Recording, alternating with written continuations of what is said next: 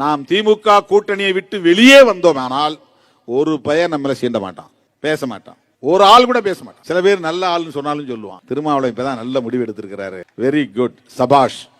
அவங்களுடைய நோக்கம் என்னவென்றால் அந்த கூட்டணியை பலவீனப்படுத்துவதற்கு யாரையாவது ஒருவரை சீண்டி ஆத்திரமூட்டி திமுகவுக்கு எதிராக செயல்பட வைத்து வெளியேற வைப்பது அல்லது வெளியேற்ற வைப்பது. உங்களுக்கு புரிகிறதா? இதுதான் அரசியல். நீங்க எல்லாம் சமூக வலைத்தளங்கள்ல கண்டபடி பேசக்கூடாது, எழுதக்கூடாது, உணர்ச்சி வயப்படக்கூடாது. தேர்தல் நெருங்க நெருங்க கவனமாக இருக்க வேண்டும். எவனாவது ஏதாவது உளறிக்கொண்டிருக்கட்டும், அதை பொருட்படுத்தவே வேண்டாம். என்ன வேணாலும் சொல்லட்டும், அது ஒன்றும் பெரிய பாதிப்பை ஏற்படுத்த போவதில்லை. ஏனென்றால் அது உண்மை இல்லை, அதனால் அது பாதிப்பை ஏற்படுத்தாது.